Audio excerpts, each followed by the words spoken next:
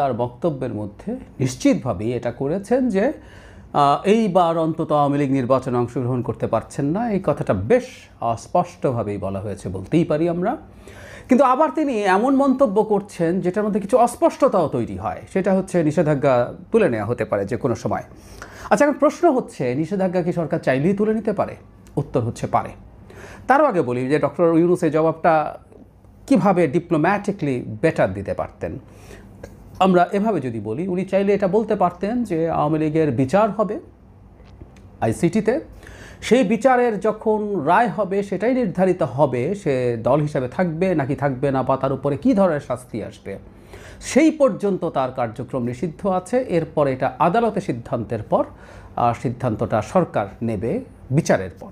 কিন্তু ওই যে বললাম, আসলে সরকার এটা পারে, চাইলেও আওয়ামী লীগের নিষেধাজ্ঞা কালই তুলে নিতে পারে। কেন? আমরা জানি আওয়ামী লীগকে